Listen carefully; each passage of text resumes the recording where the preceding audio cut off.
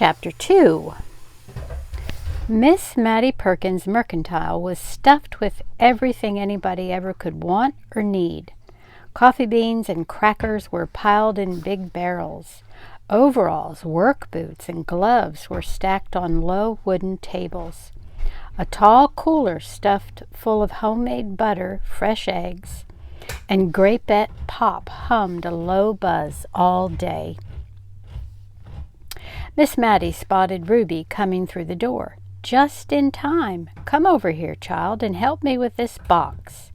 Miss Mattie was wrestling with a ladder and trying to reach a shoebox on the top shelf of the back room. Ruby glanced around for any sign of Miss Eula, but didn't see her.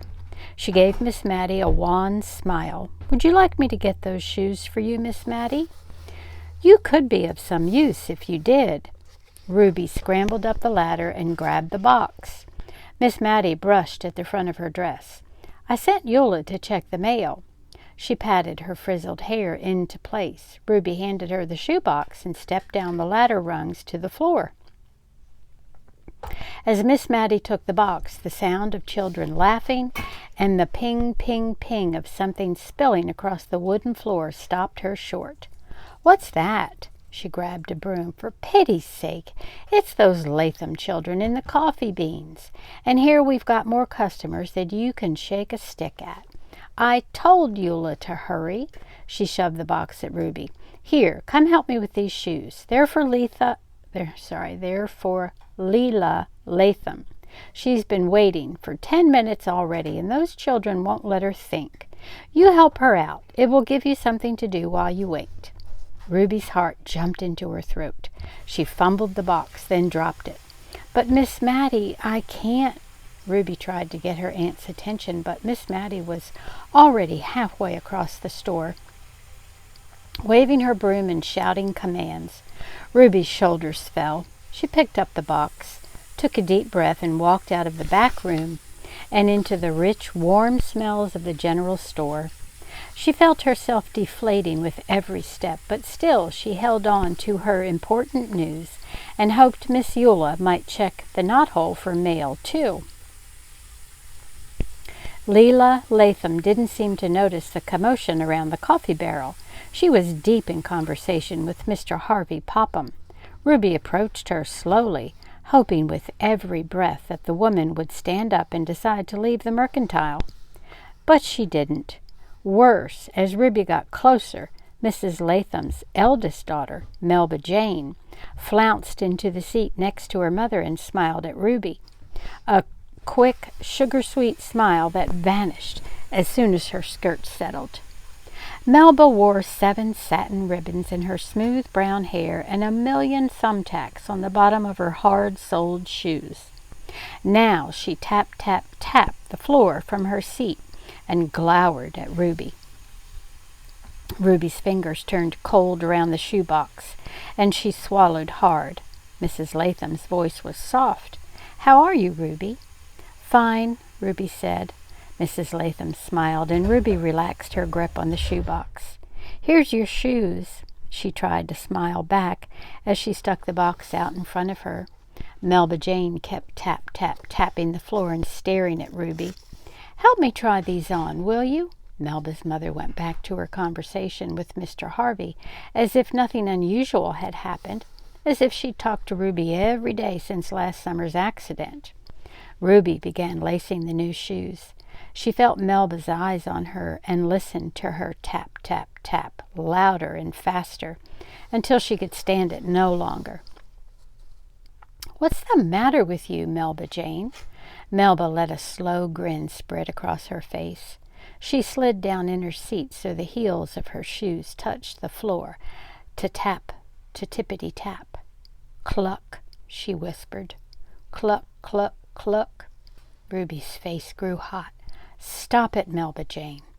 Melba Jane slid all the way out of her chair, tap, tap, thunk, and squatted on the floor, her hands in her armpits, her elbows out and waving like a chicken's wings. "Stop that." Melba shot Ruby a loony, bug-eyed look. "Bwak, bwak, bwak, bwak." "Shut up." Ruby jumped to her feet. "You just shut up." Mrs. Latham was startled out of her conversation with Mr. Harvey. "What's the matter?" Miss Mattie had corralled the younger Latham children and was trying mightily to shove them out the front door.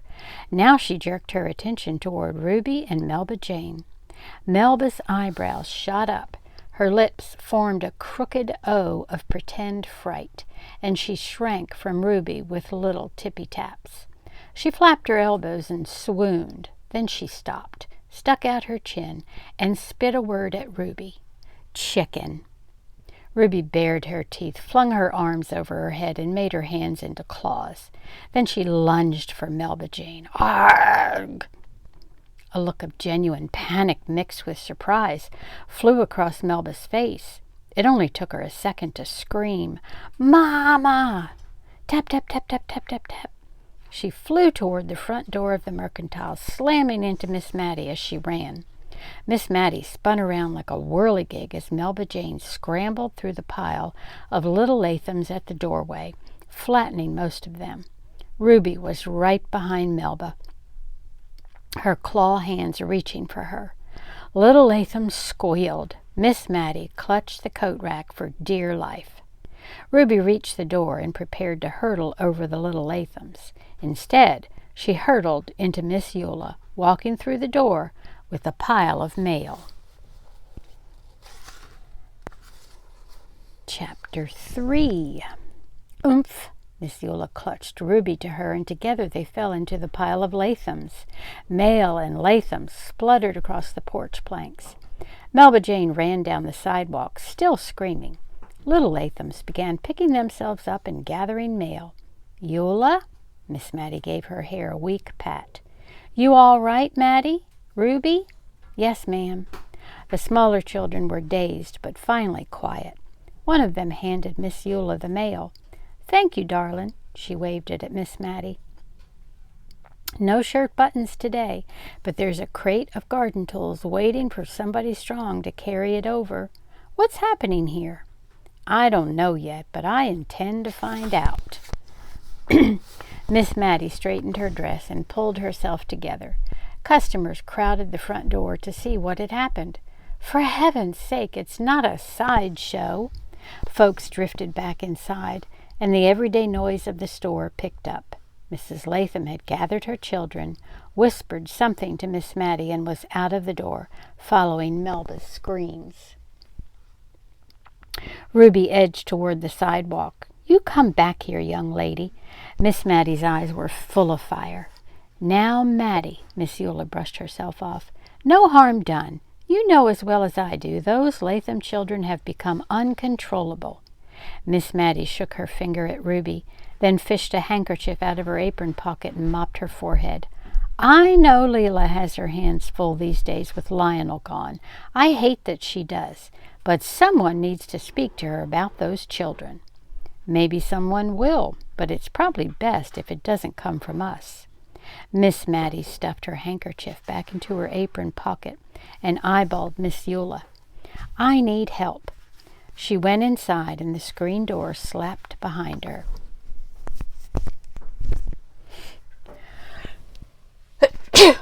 Goodness, excuse me. Miss Eula sat down beside Ruby on the top step of the porch. Ruby turned toward her and spread her arms out wide. "She made fun of me and the chickens. She squawked like a chicken. She called me a chicken." Ruby stared intently into Miss Eula's face. Miss Eula stared straight ahead, looking at nothing. "It's so hot you can hear the dust blow." "What am I going to do about Melba?" Ruby blew strings of red hair out of her face. Miss Eula gave Ruby a sympathetic look. "I don't know, sugar. I wish I knew. She wants you to feel as bad as she does, that's all. Can you ignore her? Make her float away in your mind?" "You should have heard her. Bawk, bawk, bawk, right in front of me in the whole store." A honeysuckle vine curled around the porch railing. Miss Eula picked a blossom and handed it to Ruby. Ruby pulled the stem through to get a drop of nectar on her tongue. Miss Eula twisted off some thin branches of honeysuckle and began weaving them in a circle, like a wreath, leaves, buds, and all. "You know, Ruby, Melba acts brave, but she's scared underneath. Just look at how she skedaddled out of here. Imagine what it must be like for her and her family since her daddy died. There are so many children in that house, and she's the oldest. Imagine being the oldest of 6 when you were only 9. And her mama depends on her now more than ever. She plunked the honeysuckle wreath on Ruby's head. Poor old Melba. Poor old Melba! Ruby shot up from the steps. The wreath skimmed off her head, but she caught it. Poor old me! A letter dropped from Miss Eula's lap to the step. She scooped it up and changed the subject. Ruby, I almost forgot. I've got wonderful mail here from your Uncle Johnson and Aunt Annette. She waved an airmail envelope in front of Ruby. The postmark read, Honolulu. Ruby didn't notice. Good garden of peas, Miss Eula. I forgot my big news. You'll never believe it. She jammed the wreath onto her head so it wouldn't fall off. It made her whole head smell sweet. Miss Eula smiled and tucked Johnson's letter into her apron pocket. I just might, sugar, since I've already read your mail. You got it? Good. I was hoping you'd picked up all your mail.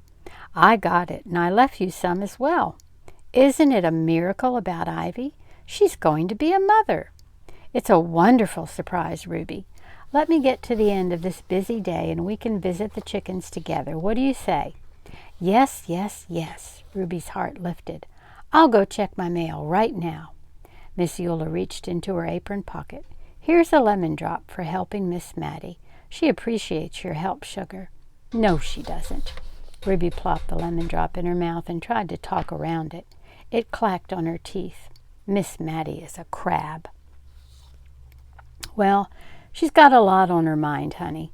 When your grandpa died, she lost her brother. Now she has all the responsibility for the store on her shoulders. Ruby choked as she tried to change the subject. Miss Eula pumped her once on the back, and Ruby coughed the lemon drop into her hand, then tossed it back into her mouth and wiped her sticky hand on her overalls. Her cheeks puckered with the sour taste, and she talked with a fish mouth. I've never seen Miss Mattie smile.